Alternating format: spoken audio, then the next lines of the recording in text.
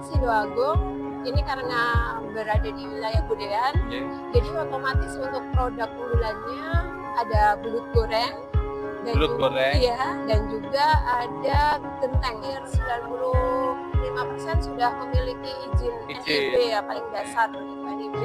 Yang lainnya ada yang sudah dia HKI merek, ada yang sudah PIRT, sama ini udah halal juga karena produk unggulannya ini terkendalanya malah di bahan baku.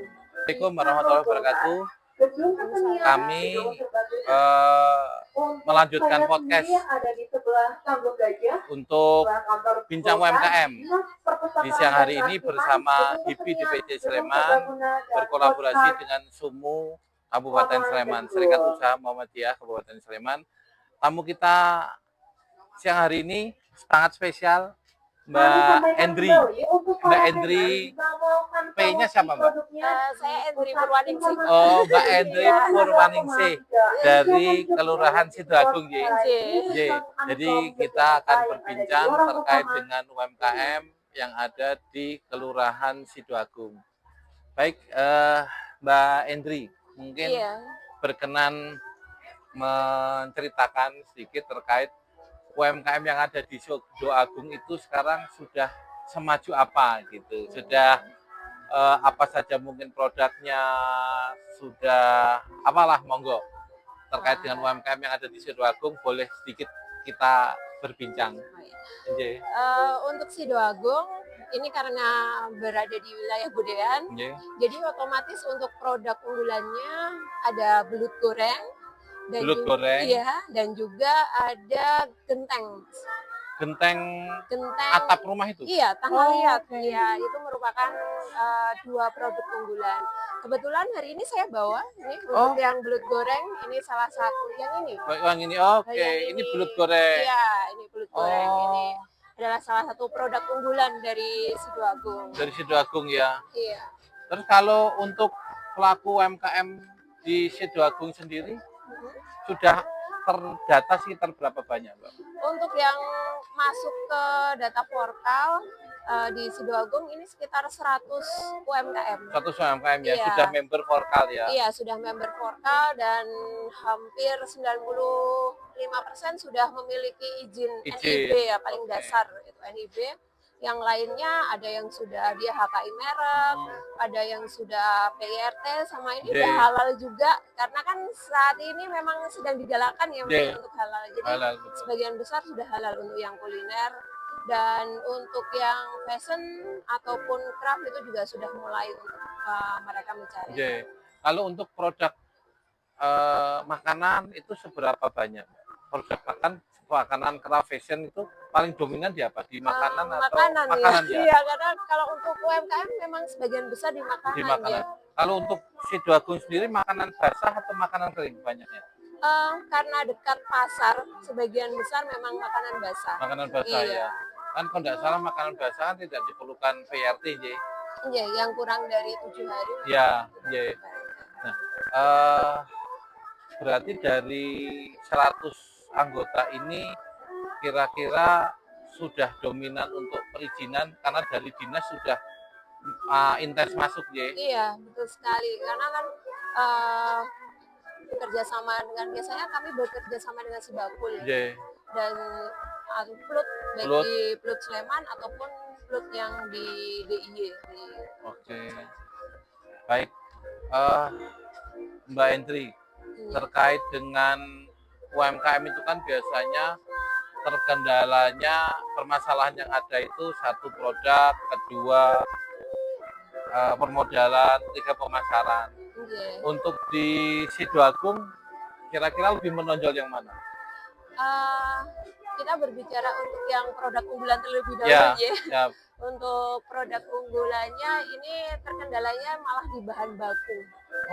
Unggulan itu termasuk ini belut? Iya, belut dan genteng tadi ya? Iya, termasuk belut dan genteng itu. Jadi ada dua yang kami highlight ya. Memang merupakan produk unggulan di Sidoagung khususnya dan di Godean. Ya. Itu belut ini untuk masalah bahan baku karena kan memang agak susah ya, dan mahal. Jadi setelah jadi pun nanti harga di pasaran juga akan mahal. Jadi lebih tinggi. Iya, Oke. dan itu berdampak sekali dari minat pembeli. Iya. Belut itu ngapunten. Belut itu seasonal nggak, Mbak? Artinya kalau musim penghujan lebih banyak, musim kemarau sedikit, atau tidak pengaruh seasonal?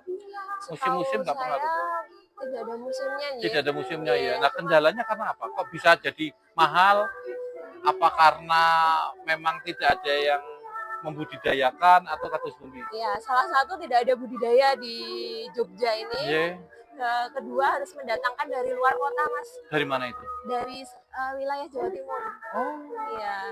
Dan mungkin yang ketiga karena ada yang memonopoli. Jadi kan pengambilan kan harus dalam jumlah besar juga. besar. Nah, seperti itu. Oke. Jadi untuk yang UMKM dengan skala yang mikro nano itu Nggih. memang agak sedikit kesulitan untuk mendapatkan bahan baku itu. Pelaku komoditi dari Sidoagung yang prioritas kan ada belut tadi nggih sama genteng.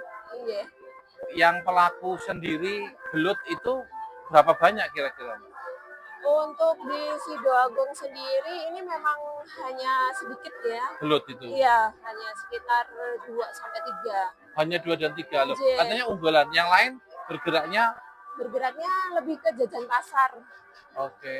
Seperti wacik, terus ada juga untuk olahan ikan Nggih, kayak nggih. dimsum, terus ada juga pai susu, ada juga yang gorengan, Gorengan. ya kan terkenal di Ya, Godean ya, betul. gorengan seperti Oh. itu.